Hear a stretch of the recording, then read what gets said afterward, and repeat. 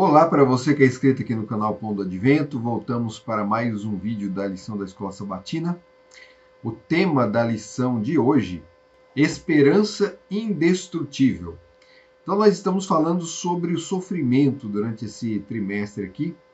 E hoje nós vamos falar sobre a esperança. A esperança é que torna possível a sobrevivência em meio às dificuldades, às tormentas da vida, o crisol, né? Aquilo que é colocado sobre nós, para que o nosso caráter seja purificado, para que o nosso caráter seja provado e para que possamos ser aperfeiçoados. Então eu separei, a lição na verdade vai falar sobre, ela cita Abacuque, ela fala sobre Jó, então ela entra em vários aspectos dessa questão, mas eu separei apenas os textos de Abacuque.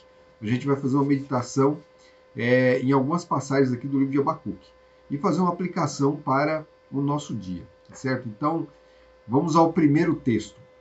Sentença revelada ao profeta Abacuque. Até quando, Senhor, clamarei pedindo ajuda e tu não me ouvirás? Até quando gritarei violência e tu não salvarás? Por que me fazes ver a iniquidade? Por que toleras a opressão? Pois a destruição e a violência estão diante de mim. Há litígios e surgem discórdias. Por isso, a lei se afrouxa e a justiça nunca se manifesta, porque os ímpios cercam os justos, e assim a justiça é torcida. Abacuque, capítulo 1, do 1 ao 4. Então esse aqui é o texto que inicia o livro de Abacuque. O profeta, ele escreveu, nós temos na Bíblia apenas 3 capítulos, o livro dele é curtinho, ele está ali entre os profetas nos finais ali na Bíblia hebraica, mas ele foi um profeta importante, ele viveu ali às vésperas do cativeiro babilônico, né? Então ele está vendo ali a situação do povo de Judá, a terra de Judá.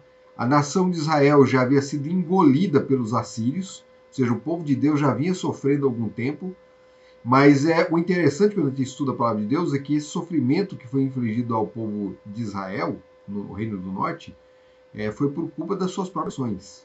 Tá? Não foi assim, nada enviado assim à toa, né? Um sofrimento que veio do nada, não. Eles colheram aquilo que plantaram.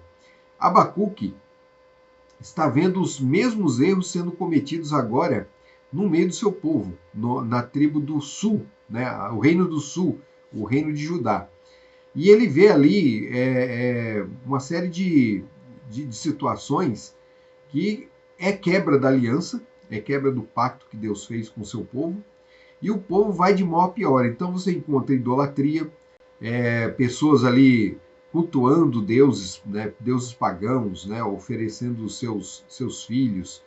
Você encontra as pessoas que têm mais posses, mais poder, sujeitando à humilhação aqueles que são menos favorecidos, né, ou seja, uma opressão, uma luta ali de poderosos, né, contra as pessoas que têm menos posse, menos condições financeiras. Ou seja, uma opressão do rico contra o pobre. O rico contra o pobre. Nós vemos também litígios, conflitos, né, brigas entre irmãos. Então, ele está vendo ali o mal crescente, quase que transbordante, no meio de Judá. E ele pergunta, ele vê todo aquele problema e ele pergunta para Deus agora, Senhor, até quando o Senhor vai suportar tudo isso? Então ele está vendo todo aquele problema ali, toda aquela dificuldade, doenças, mortes, toda essa opressão recaindo sobre o povo, né, dentro do próprio povo, e parece que Deus não faz nada. Parece que Deus não está vendo nada do que está acontecendo. E o interessante é que hoje, quando nós nos deparamos também com dificuldades, né, por exemplo, eu lembro de quando houve o tsunami lá no Japão, né, que foi uma coisa terrível, né, uma coisa assustadora. Muitos se perguntaram onde estava Deus nessa hora, né? Onde Deus não está vendo nada disso? Será que Deus não vê, por exemplo, as nações que passam fome? Deus não está vendo, por exemplo, essa pandemia que matou milhões de pessoas e novas doenças que estão aparecendo aí? Deus ele não vê quando eu oro, quando eu clamo a Ele para que Ele cure os enfermos, alguém enfermo na nossa casa, sua própria casa, ou a minha própria enfermidade. Será que Deus não está enxergando nada disso? Deus nos esqueceu? Deus nos abandonou? E aí vem a pergunta máxima, né? Vem a questão máxima aí. Será que Deus existe? Será que Deus existe mesmo? Será que nós não estamos entregues aqui à nossa própria sorte? Será que nós não aparecemos aqui por fruto do acaso, obra do acaso? Será que os cientistas evolucionistas não estão certos e que o universo, na verdade, é um acidente? Então, muitas questões surgem por causa do sofrimento. Então, o sofrimento ele é um tema muito importante, porque ele desperta no ser humano muitas indagações. A dor desperta. A gente olha a vida de Jó, por exemplo, embora Jó ali no momento ele tenha permanecido firme, ele não blasfema de Deus em nenhum momento. Em nenhum momento ele blasfema de Deus, ele coloca em dúvida a existência de Deus. Mas a mulher dele fala para ele assim, olha, amaldiçoe seu Deus e morre. Porque você imagina a situação dela, ela perdeu todos os filhos, vê o marido agora em decadência, não tem mais a riqueza, não tem mais bens, e cheio, o corpo todo cheio de doença, ela também está sofrendo. A mulher de Jó também sofre. Só que a atitude dela é diferente. Ela vê tudo aquilo e fala assim, olha, nós adoramos a Deus há tanto tempo, nós cultuamos, nós fazíamos os sacrifícios, nós fazíamos os cultos, nós ajudávamos os pobres. Né? A palavra de Deus fala que Jó ele era muito liberal, ele ajudava todos aqueles que pediam ajuda, ele estava sempre ali trabalhando pelo bem do próximo. E agora acontece tudo isso com ele? Então não parece que é muita injustiça? Será que Deus não vê nada disso?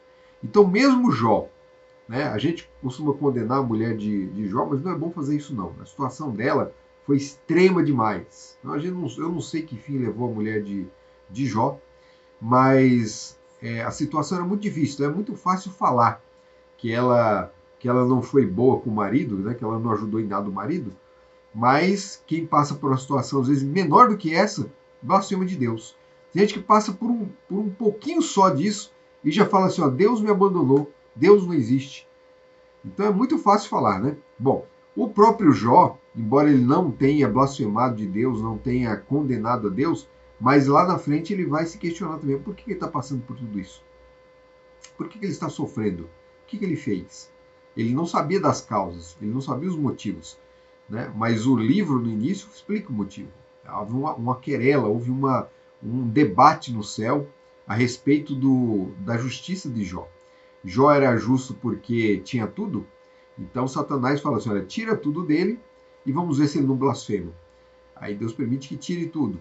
Ele fala, agora tira a saúde, né? Porque ele tem essa saúde toda aí, ele ainda pode trabalhar e conseguir recuperar tudo de novo, tira a saúde.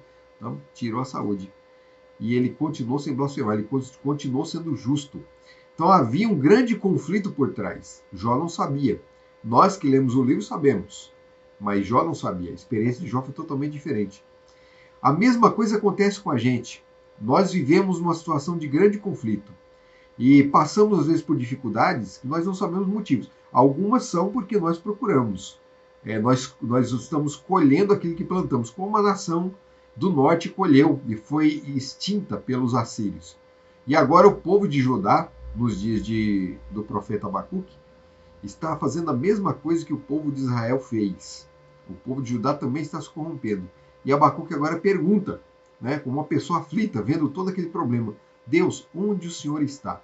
E aí Deus aparece e responde. E certamente ele esperaria uma resposta diferente. Falou assim, não, Abacuque, pode ficar tranquilo que eu vou acabar com isso aí, que eu vou dar um fim nisso tudo, vou resolver os problemas de Judá, vou acabar com as dificuldades. Não é que Deus não pretendesse fazer isso, mas Deus ia fazer isso de um jeito diferente, de uma forma que Abacuque não esperava. Olha o que o texto fala. Olhem entre as nações e vejam, fiquem maravilhados e admirados, porque no tempo de vocês eu realizo obra tal que vocês não acreditarão se alguém lhes contar. Pois eis que trago os caldeus, nação cruel e impetuosa, que marcham pela largura da terra para apoderar-se de moradas que não são suas. Eles são pavorosos e terríveis, fazem as suas próprias leis e impõem a sua dignidade. Os seus cavalos são mais ligeiros que os leopardos, mais ferozes que os lobos ao anoitecer. Os seus cavaleiros se espalham por toda parte. Sim, os seus cavaleiros chegam de longe, voam como uma águia que se precipita para devorar. Eles todos vêm para fazer violência. Estão determinados a seguir em frente. Reúnem os cativos como se ajunta areia. Zombam dos reis. Os príncipes são motivo de riso para eles. Riem de todas as fortalezas, porque amontoando terra, as conquistam. Então passam como passa o vento e seguem adiante. Tornam-se culpados estes cujo Deus é a própria força. Então o que é que Deus fala para Abacuque? Fala, Abacuque, eu vou mandar vir os caldeus, os babilônicos. Os babilônicos vão tomar a terra de Judá. Abacuque não esperava isso. Então, em vez de a situação melhorar, Deus manda o pior. Mas qual é o objetivo de Deus? O objetivo de Deus é justamente fazer com que as coisas melhorem. Ele vai usar o mal que já existia no mundo, ou seja, a nação de Babilônia, vai usar a Babilônia como instrumento para poder consertar o reino de Judá, para fazer de Judá aquilo que ele pretendia que Judá fosse. Então Judá agora vai colher os frutos daquilo que plantou. Então ela plantou a impiedade, a opressão, a discórdia, então tudo isso agora vem sobre eles.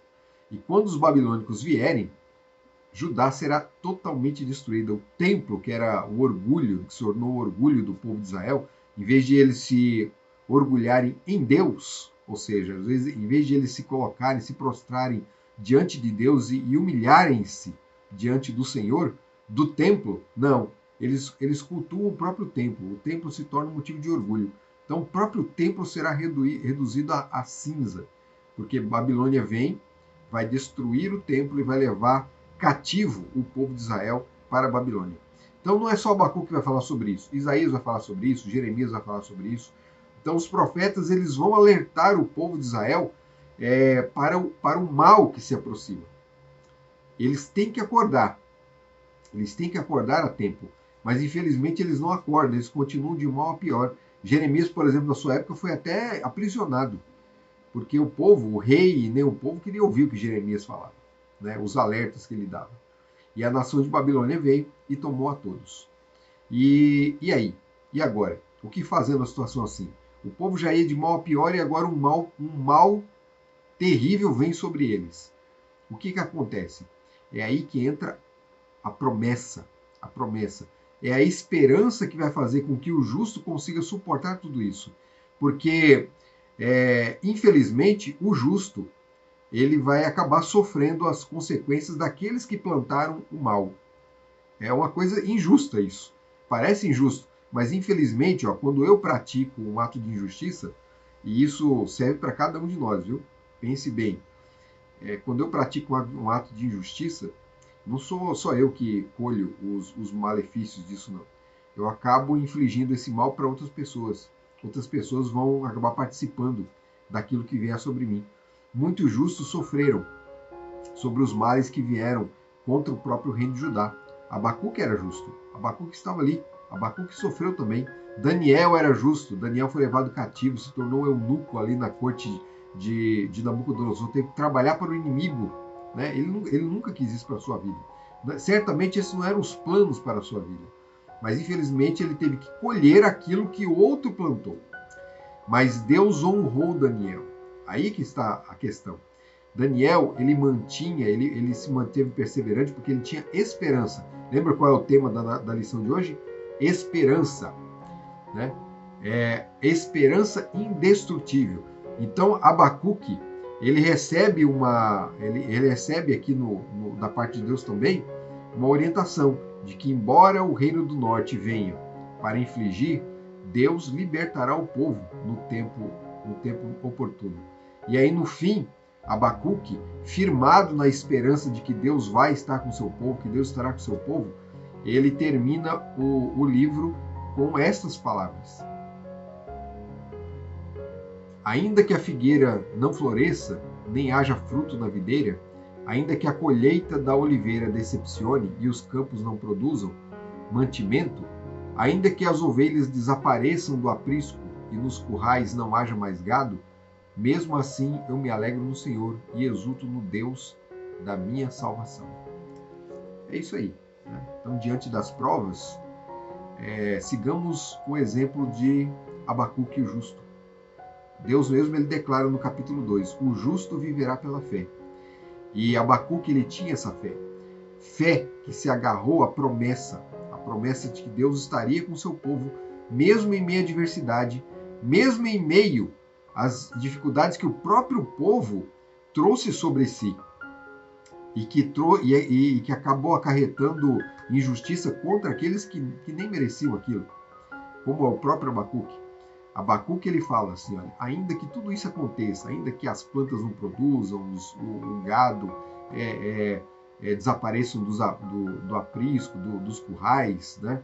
Ainda que toda essa pestilência venha sobre Israel, ainda assim eu permanecerei fiel diante do Senhor, porque o justo viverá pela fé. Que Deus abençoe você, que Deus faça você forte diante das adversidades, diante dos problemas, das vicissitudes da vida e te faça vitorioso. Até o próximo vídeo. Tchau.